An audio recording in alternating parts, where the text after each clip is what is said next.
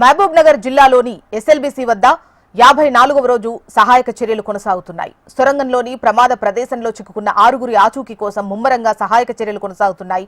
సొరంగంలో గల D2 ప్రాంత సమీపంలో సహాయక చర్యలు వేగంగా జరుగుతున్నాయి.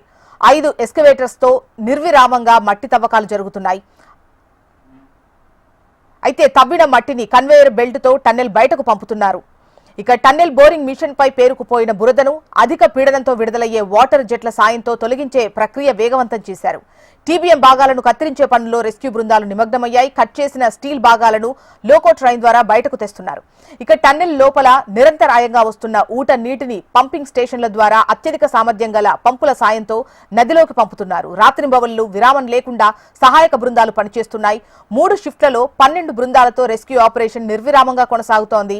ఎస్ఎల్బీసీ వద్దే ఉంటూ సహాయక చర్యలను ప్రత్యేక అధికారి శివశంకర్ పర్యవేక్షిస్తున్నారు.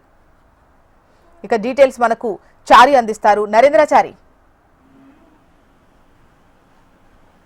ఎస్ఎల్బీసీ వద్ద 54వ రోజు కూడా ఈ సహాయక చర్యలు చోటు చేసుకున్న 54వ రోజు కూడా ముమ్మరంగా సహాయక చర్యలు కొనసాగుతున్న పరిస్థితి కనిపిస్తుంది. సొరంగంలోని ప్రమాద ప్రదేశంలో చిక్కుకున్నటువంటి 6గురి ఆచూకీ కోసం ముమ్మరంగా సహాయక చర్యలు కొనసాగుతున్న 54వ రోజు కూడా 12 బృందాలతో నిరంతరంగా ఈ సహాయక చర్యలు అయితే కొనసాగుతున్న పరిస్థితి కనిపిస్తుంది. ప్రస్తుతానికైతే సొరంగంలోని D2 ప్రాంతంలో వేగంగా సహాయక చర్యలు కొనసాగుతున్న 5 ఎస్కవేటర్లతో కూడా నిర్విరామంగా ఈ సహాయక చర్యలు కొనసాగుతున్నాయి. దాదాపుగా మట్టి తోడేస్తూ 5 ఎక్స్కవేటర్ నుంచి మట్టి తోడేస్తూ కూడా కన్వేయర్ బెల్ట్ పై మట్టిని కూడా బయటికి తరలిస్తున్న పరిస్థితి కనిపిస్తుంది. టన్నల్ బోరింగ్ మిషన్ పై ఇప్పటికే పేరుకుపోయిన బోర్లను కూడా అధిక పీడనంతో విడుదలయ్యే వాటర్ జెట్ల సహాయంతో కూడా ఇప్పటికే నీటిని కూడా పలచపరుస్తూ ఆ మట్టిని కూడా బయటికి తీస్తున్న పరిస్థితి అక్కడ కనిపిస్తుంది. అలాగే చూసుకున్నట్లయితే టీబీఎం విడిభాగాలను కూడా ఇప్పటికే కత్తిరించి వాటిని కూడా పూర్తి స్థాయిలో ఈ లోకల్ ద్వారా కూడా బయటికి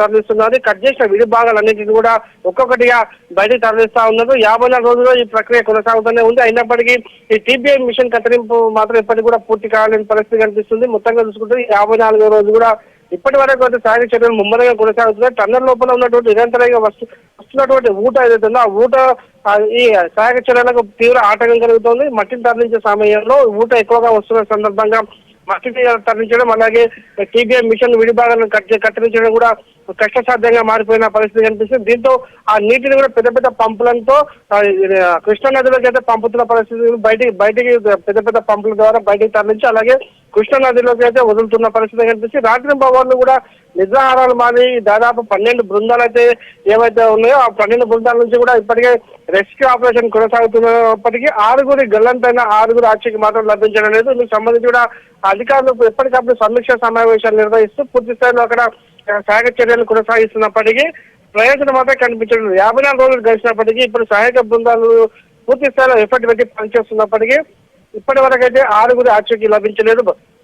మొత్తంగా చూసినట్లయితే ఇప్పటి వరకు దాదాపుగా ఈ 54 రోజుల నుంచి బృందాలన్నీ కూడా నిరంతరంగా కష్టపడుతూ చేస్తున్నప్పటికీ సహాయక బృందాలకు కూడా ఎలాంటి ఇబ్బందులు కలగకుండా అధికారులు వారికి సంబంధించినటువంటి పౌష్టికాహారంతో పాటు మిగతా ఆక్సిజన్ కూడా పంపించిన పరిస్థితి కనిపిస్తుంది. ఆక్సిజన్ అందుబాటులో వచ్చిన పరిస్థితి ఉంది. అయినప్పటికీ కూడా ఆ సహాయక చర్యలు నిరంతరంగా 600 మంది 3 షిఫ్టుల్లో 12 బృందాలు 3 షిఫ్టుల్లో నిరంతరంగా 24 గంటల పాటు పనిచేస్తున్నప్పటికీ 54 రోజులు గడిచినా ఇంకా 6గురి ఆచూకీ మాత్రం లభించలేదు. ఇది మరికొన్ని రోజులు పట్టే అవకాశాలు కనిపిస్తున్నాయి. అక్కడ 5 ఎక్స్కవేటర్తో కూడా నిరంతరంగా కూడా పనులు చేస్తున్నప్పటికీ కూడా ఇప్పటికైతే 6గురి ఆచూకీ లభించలేదు. వారి కోసం ఇంకా సహాయక చర్యలు కొనసాగుతూనే ఉన్నాయి. రైట్ నరేంద్రచారి.